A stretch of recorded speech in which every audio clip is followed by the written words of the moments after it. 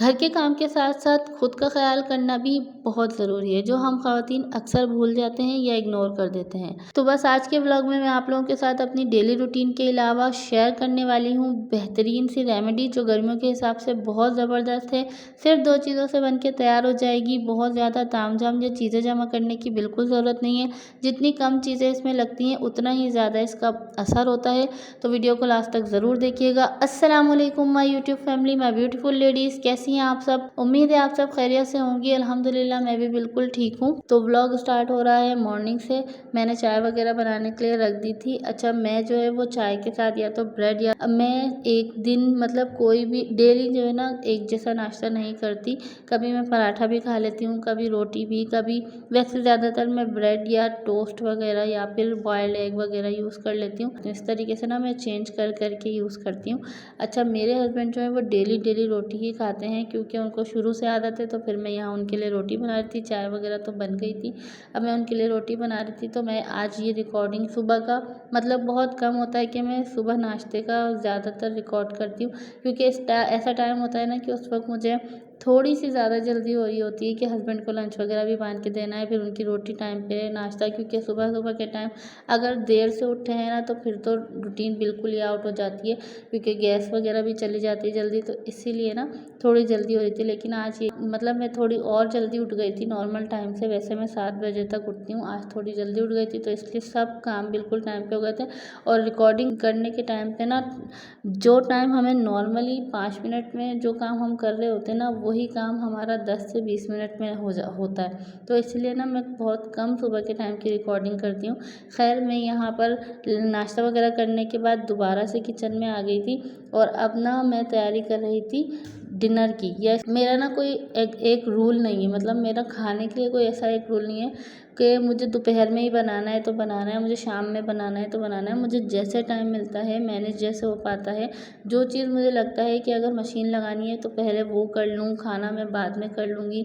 या मुझे अगर कपड़े प्रेस करने हैं तो दोपहर के टाइम में ज़्यादा प्रेफर करती हूँ, ताकि मेरा जो टाइम है वो शाम का ज़्यादा कंज्यूम ना हो सके। तो इसलिए मुझे आज लगा कि मुझे शाम में अपने लिए थोड़ा सा टाइम निकालना है, तो इसलिए आज दोपहर में मैं खाना वाना भी बना रही थी। और वैसे भी जो काम हो रहे होते ना तो मैं सोचती हूँ हाथ के हाथ हो जाए। तो इसलिए ना मैंने फिर सबसे पहले सारी वेजिटेबल्स वगैरह कट करनी थी। मैं आज बना रही थी कढ़ाई, तो उसके लिए मैंने प्रॉपर वेजिटेबल्स कट की थी। आज मैं चाह रही थी बिल्कुल रेस्टोरेंट स्टाइल हो, कि उस पर जिंजर भी हो और ग्रीन चिलीज़ वगैरह ज़रा बहुत अच्छी सी लगती हैं। सिंपल सी रेसिपी है। तो प्याज ब्राउन करके चिकन वगैरह उसमें डाल के और अदरक लहसुन डाल के मिक्स कर लिया था। फिर कढ़ाई का मसाला डाल के ना, अच्छा मैं टमाटर बिल्कुल कट नहीं करती, उसमें बहुत ज़्यादा टाइम लग जाता है।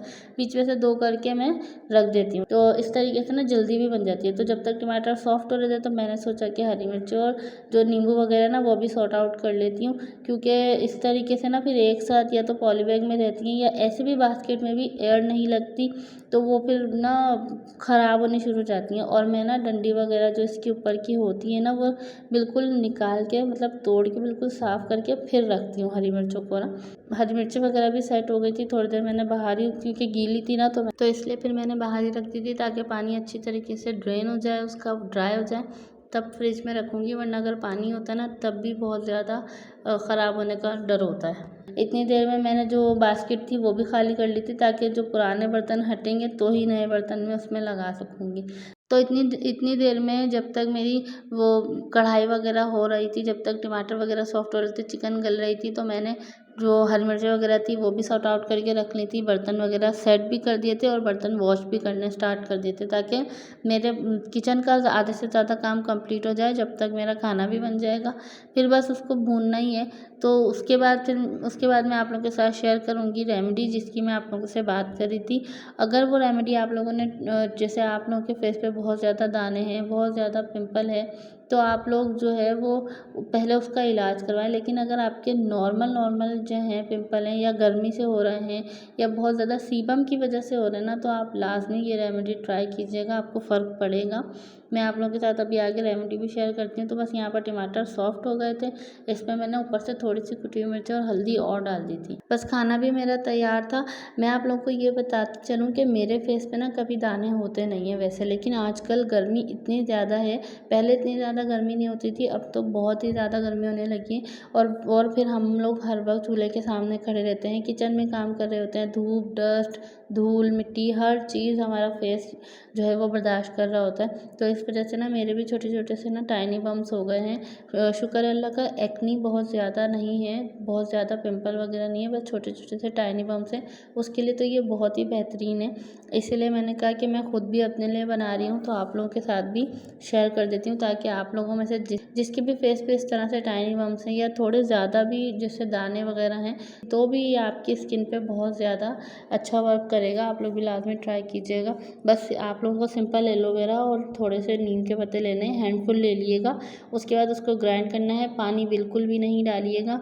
ये अगर आपको ज़रूरत पड़े तो फिर बीच में पानी ऐड कीजिएगा, वरना नहीं डालिएगा। उसके बाद फिर इसको स्ट्रेन करके यूज़ कीजिएगा, क्योंकि जो इसके पत्ते होते हैं ना, नीम के जो पत्ते होते हैं, वो फिर भी जितना भी ग्राइंड कर लो लेकिन रह ही जाते हैं पार्टिकल्स, तो वो फिर फेस पे चिपकते हैं ना, वो बुरे लगते हैं। तो इसलिए फिर स्ट्रेन करके इसको क्यूब्स बना लिएगा। और फेस वॉश करने के बाद सुबह में आप एक क्यूब लाजमी ट्राई करें, आपको बहुत जल्द रिजल्ट मिलेगा। 1 हफ्ते तक ट्राई कीजिएगा इसको। आप इसको अपने फेस पे रब करें और उसके बाद 10 से 15 मिनट के लिए छोड़ दें, ताकि ये क्विकली जो है ना वो ड्राई हो जाए, क्विकली एब्जॉर्ब हो जाए आपकी स्किन में। फिर उसके बाद आप अपने जो भी डेली के काम है वो करें। अगर मेरा व्लॉग अच्छा लगा हो तो लाइक, शेयर, कमेंट करना बिल्कुल भी ना भूलें। मैं आपके फीडबैक का वेट करूँगी। अगर मेरे चैनल पे न्यू हैं तो सब्सक्राइब लाजमी करके जाइएगा। मैं आपसे मिलूँगी नेक्स्ट व्लॉग में, तब तक के लिए अल्लाह हाफ़िज़।